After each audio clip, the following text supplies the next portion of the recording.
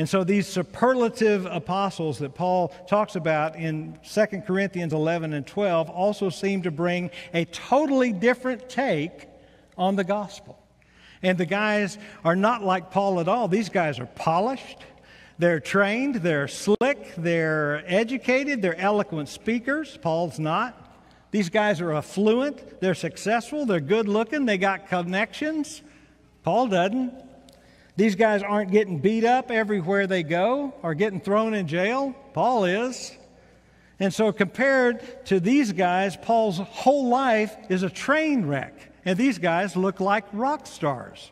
And so they're saying that surely Paul does not have God's blessing. He's not approved of God. These guys are truly blessed. Just look at their life. And so this is evidence that God is not with Paul. And people are saying, hey, I think I'd rather have the gospel that these new guys are selling. Finally, there are some teachers in Corinth saying some things that people really want to hear. In your name I come alive to declare your victory. The resurrected King is resurrecting me.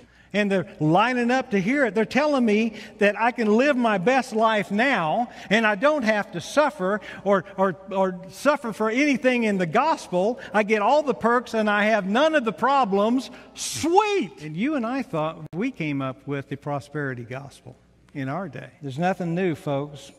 Paul said in 2 Timothy 4:3, "For a time will come when people will not put up with sound doctrine. Instead, they will, to suit their own desires, they will gather around themselves a great number of teachers to say whatever their itching ears want to hear." So you don't like what that guy's saying, you just cancel him out and get a new guy. The Corinthians are lining up to throw money at these guys.